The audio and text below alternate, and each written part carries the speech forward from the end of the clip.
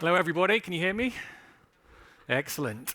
Um, so Simon Minton, CTO or Field CTO at Checkpoint. Delighted to be here. The last time I was here was in 2019 at this stadium, when I think that was the last time England won. So I've got very happy memories of being at this stadium.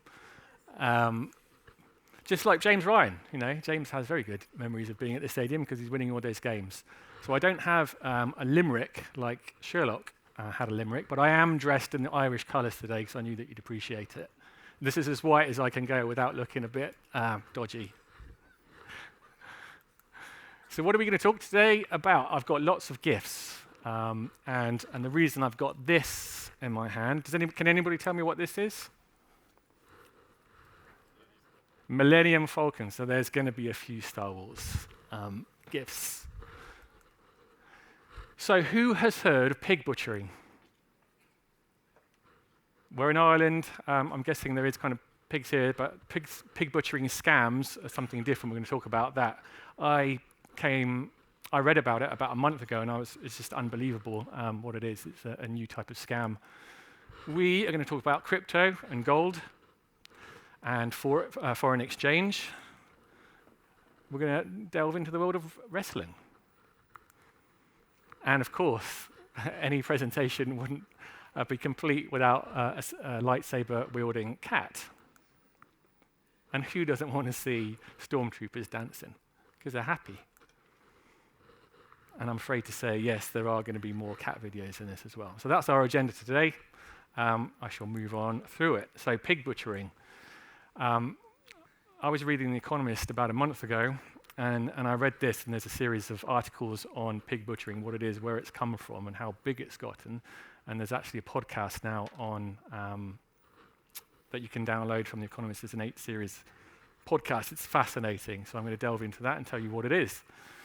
But as The Economist mentioned, within that, they think that online scams now account for $500 billion a year, which is, for me, mind-blowing. I'm sure it is for you. So that could be equivalent to, or more than, the drugs trade annually. So where is all we know, these online scams have been around for a while, but where are they coming from? What is pig butchering? What's that got to do with anything? So just to give you some background context before I delve into what the scam is, it started in China. Pig butchering scams started in China around 2016, generally started on online dating apps. Scammers actually attracting or meeting people on these apps and then going through this scam routine, which we're going to talk about. What we're seeing now is that people are being trafficked from all around Southeast Asia. So it's exploded across Southeast Asia post-COVID. It's all over Southeast Asia.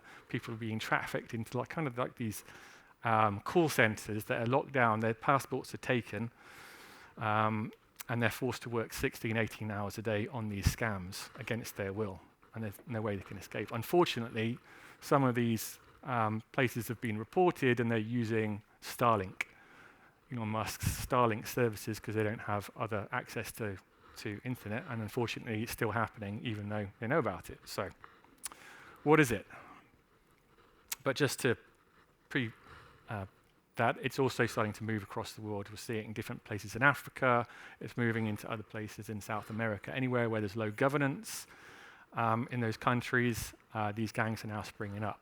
Even drug cartels now moving into these types of online scams. So criminal gangs are diversifying and moving into the online world, and obviously money laundering is taking place. So what is it? It starts with a host. This is the scammer, and they're meeting the pig. The pig is eventually going to be fattened up and slaughtered. But at the beginning, they meet through some kind of social media, so that could be WhatsApp, it started off on dating apps, it's now LinkedIn.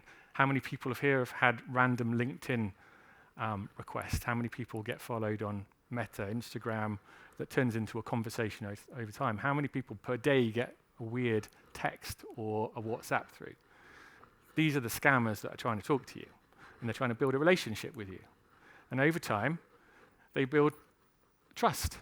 It might take months and months and months, but they're building trust.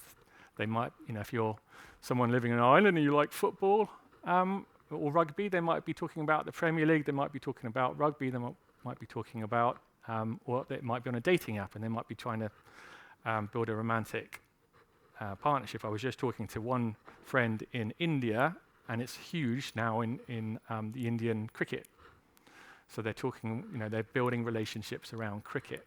Now, the whole reason that they're doing this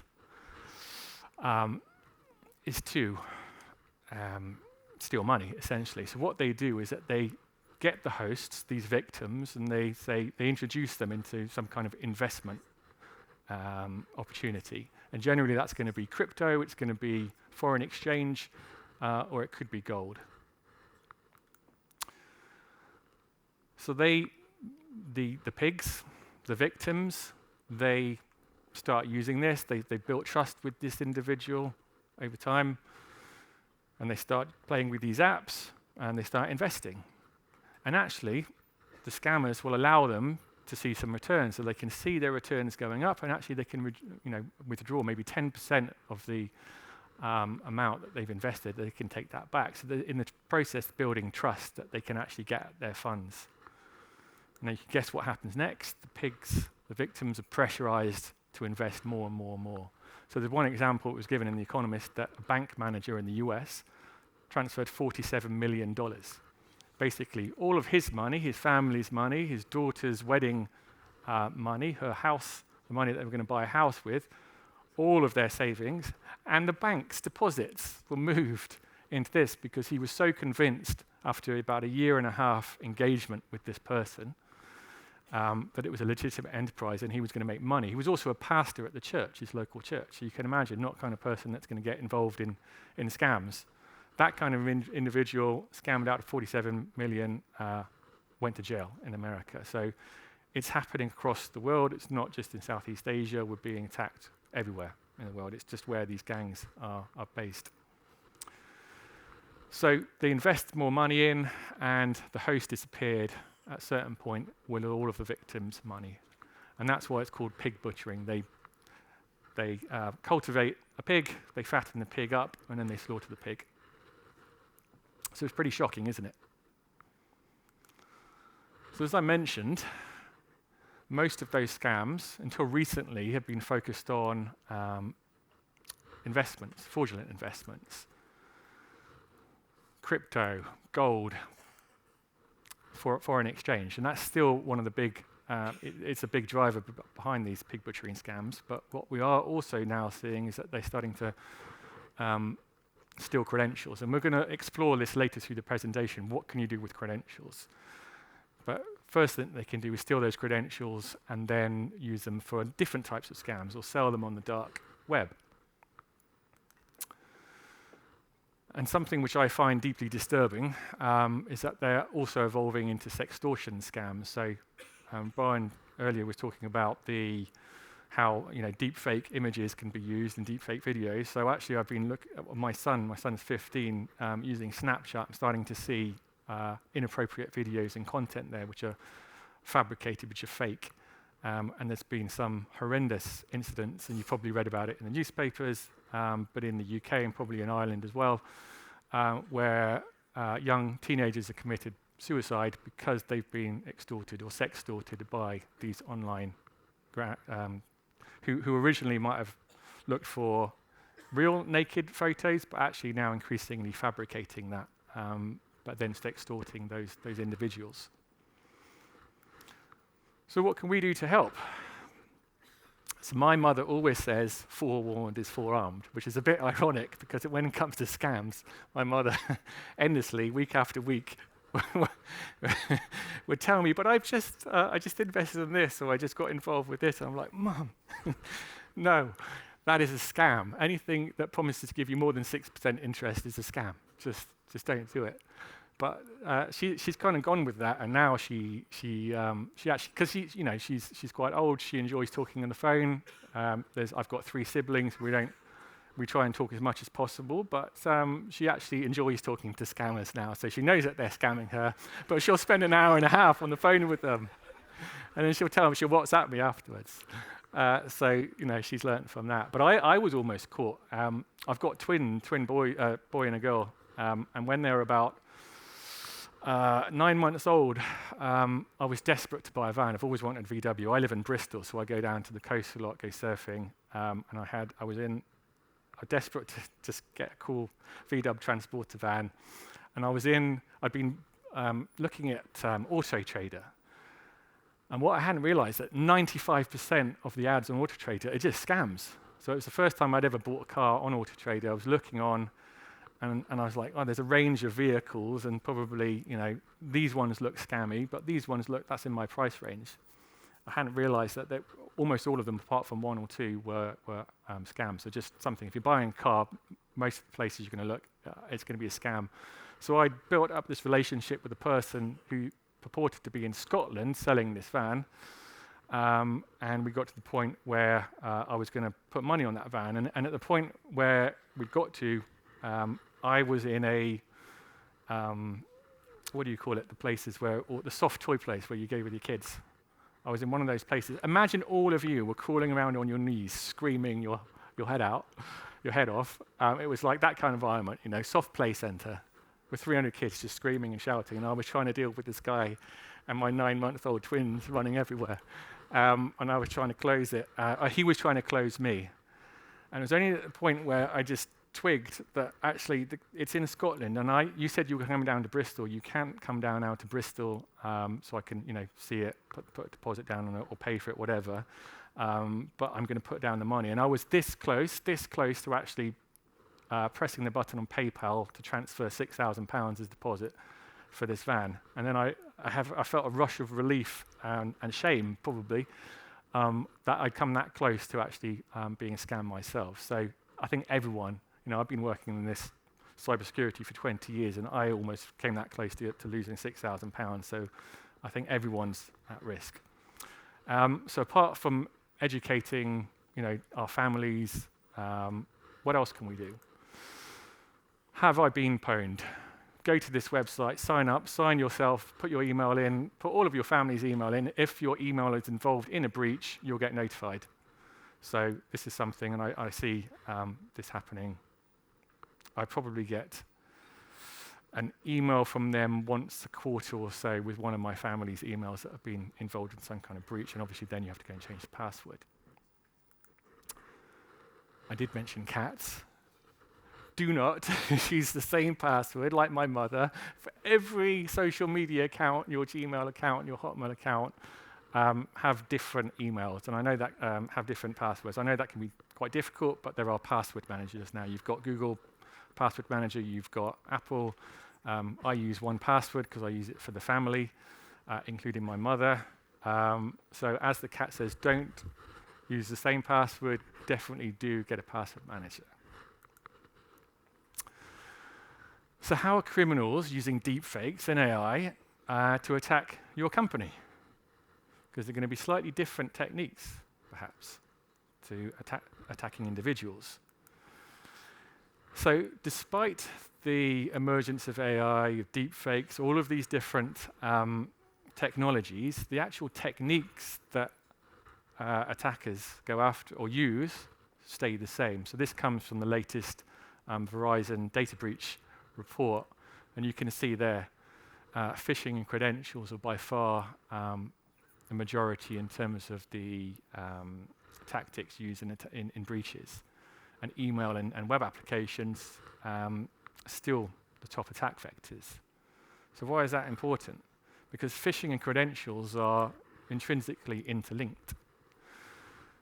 If you think most phishing websites, what they're trying to do, or phishing tactics, they're actually trying to get you to give your credentials. Because once you've got credentials, if I get your credentials, I can log in not just into your email, I can start logging into, if you've got a single sign-on, I can log into maybe hundreds of different applications with that. If your organization doesn't have MFA, that will be trivially easy for me to do.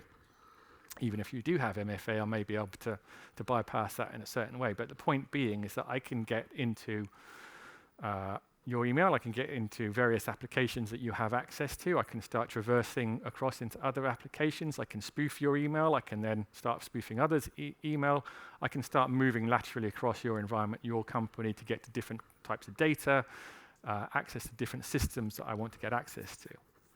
So that's why credentials are one of the biggest problems. If you don't manage your identity, you're not managing credentials well, that's one of the biggest attack vectors, and it will continue to be that way. So you might see AI and deepfakes. That's just a way in to get your credentials, because your credentials is where criminals do damage. Now, Brian mentioned before the Arup case where Arup Engineering was swindled out of 25 million. But preceding that, there was a set of emails that went back and forth that he was part of, the individual that was targeted in the attack. So he was targeted in that attack and compromised, but there were emails in there to make it more realistic. It wasn't just please jump on a Teams call, WebEx call, whatever it was. He was aware of it. There was going to be an MAA transaction. So phishing and credential abuse were intrinsic to that attack as well. Now, the only question for criminals is, do you build it or do you buy? Right now, with AI, it's trivially easy to go and clone a website. So maybe even 6 months ago, they might have bought a phishing kit. Now they can do it themselves. Or they might just choose for a full service. So you can go to the dark web now and buy a phishing service for a few $100s. So you can choose, okay, I want to target this company, or I just want to target any company that's got weak controls, and go after that company, or go after those companies, and that's going to cost you a few $100s. So the cost is trivial. So how are security teams adapting to these types of attack? Who knows what that movie? That is Neo. Finding Nemo, exactly. So they're going after the fishes. So this is possible now. I'm going to go to another movie. Who remembers this? Minority Report. In Minority Report, John Anderton, played by Tom Cruise, worked with the pre-crime unit at the police, and he worked with those 3 precogs, they're called, those people there in the pool. They can actually foresee crime. They could actually see crime that was going to be committed in the future. Pretty cool. This movie's 20 years old now, but technology has finally gotten there.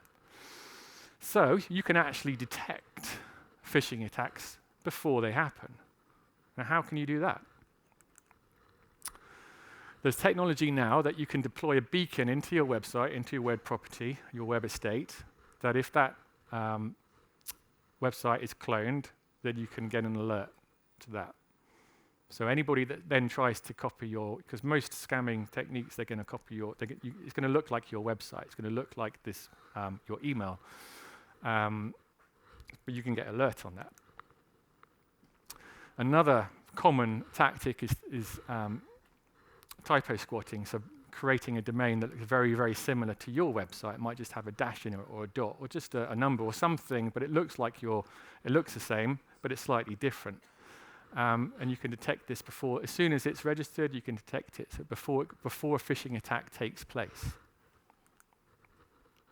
And you can monitor the deep and dark web for planned attacks against your company. So all of these things a few years ago weren't really possible, but now technology allows you to do that, and it allows you to get ahead. You can actually turn into the sharks that go after the fishers. But not just that. This is where our wrestling gift comes in. You can take them down. So Checkpoint, for example, acquired a company called Cyberint, and what they do is they take these phishing sites down. So it removes the attacker's ability to phish your staff and your customers. But it's not just phishing. Security teams are now going on the offensive, and this is where Star Wars comes in. And I shall say at the end, because you can win this. You can win Millennium Falcon. But where does this cyber-wielding cat come from? It comes from Star Wars. So just imagine, you're not the Rebel Alliance for once, but you're actually part of the Imperial force. Imagine your company is part of the Imperial force that's built the Death Star, and the Jedi rebels are coming to destroy it. So you're kind of switching the narrative. Normally, you're supporting the good side, but just pretend that your company is not evil and out for galactic domination. I mean, some of your companies might be, but let's just pretend it's not. What would be, how would you look to destroy the Death Star? How would you look to extort it? First of all, you do your reconnaissance. Has anyone seen this movie? Some of you probably won't have seen this, have any idea what I'm talking about, but this is actually a Star Wars movie. This is which number? 4th, very good, which is the original, isn't it? So you do your reconnaissance phase. And then you test the defenses. You gain access and you're now moving laterally within the environment, within your target environment, in which this case is the Death Star. At the right point, you release your payload into the environment. And then boom, you've exploded the Death Star, or perhaps in your case, you're being held to ransom or you're being extorted. So this is how, what happened to the Death Star. It's what happens to companies. Attackers from the outside are looking from the outside how to gain access into your organization, move laterally into your organization, and get hold of the information, the data they want, and corrupt it, ransom you, whatever. This is happening daily, as you know. So if we look at your company's attack surface, it used to be that they could find a footing in generally by just an IP address or by certificate that had expired. But now most companies' footprint has expanded significantly. Their attack surface has expanded considerably. You've got credentials like we see because you're logging into so many different applications these days. You've got your cloud assets. Everybody's got a phone and a mobile access. Data is spread all over the place. You don't have it's not in one central database, it's everywhere. And then if you look at the extended attack surface, it's your partners, your third-party suppliers that you work with. It's social media accounts that can be attacked and compromised. It's your customers, your brand. So all of these things are ways in for an attacker, much like they're trying to get to the Death Star. They're going to be mapping all of these out as a way to get into your organization. Now just imagine you could actually have that attacker's view from the outside, how they're going to get into your organization in real time. So it's not a once-a-year pen test that you're doing or an assessment. It's actually you're seeing this in real time as an attacker would. Now that would be pretty cool, huh? In fact, this is where the Stormtroopers dancing comes in, because actually you could protect yourselves from the Jedi rebels. And you can take down everything, not just the phishing sites, but your source code that's been exposed, your critical company IP that's up there, your user credentials, API keys and secrets that sit in the cloud that manage your applications, keys to the kingdom, if you will, fake profiles, your brand assets and IP. If you had the ability not just to detect that they're exposed on the internet, but you could actually take them down, you're protecting your company. So I just want to then segue into resilience to a certain extent. You've got NIST 2, which I think most companies in Ireland and the UK are subject to at a certain level. And there's that concept of the pre-bang and post-bang, the bang being an incident, an attack, a breach. So a lot of resources and money over the last 20 years has been spent on solutions on the left-hand side, identifying, protecting, preventing attacks.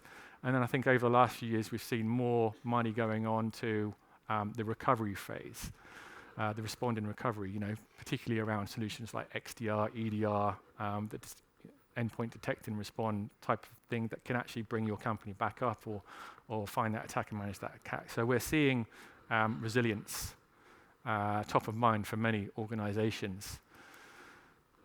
Now, if we overlay from a credentials and phishing point of view, how do you protect yourself? You've got email solutions, which hopefully can detect internal spoofing. So you need the right kind of email solution that can detect sophisticated email spoofing, internal email spoofing, which is where these more sophisticated attacks happen. Hopefully you've got MFA in place, because you definitely need MFA, and Brian earlier mentioned about different types of MFA that you might want to use. But then you now can also augment that by taking that or detecting that you are likely to be attacked, because all of these signs out there, your credentials have been stolen, your source code is available on the dark web. Now you can detect that, and you've got the ability now to remove that. So I think from an organization looking at this holistically from a resilience point of view, the tools are there now, and they're catching up to where the criminals are, that you can start to balance where you're investing, managing tools, managing how attackers can enter your environment and steal and extort you. Now, I did promise to say, mention this, the Millennium Falcon, but just before I end, and I forgot to say, obviously Integrity 360 can stitch all of this together for you. But I'm a big Liverpool supporter, and this is actually my favourite deepfake. Can anybody tell me who that is? Jurgen Klopp. I'm not actually sure if that is a deepfake or it's real, but it looks so good. But there is some breaking fake news that we've just signed Jurgen to join Checkpoint's takedown team. That's it for me. I just want to say thank you very much. I will be around later. I know that there's a special day coming up in a few days, and for people that would like to win this in a competition, I believe that there's a competition. Anybody having a demo of this will be entered into a draw, and you can win this beautiful Millennium Falcon. Thank you very much.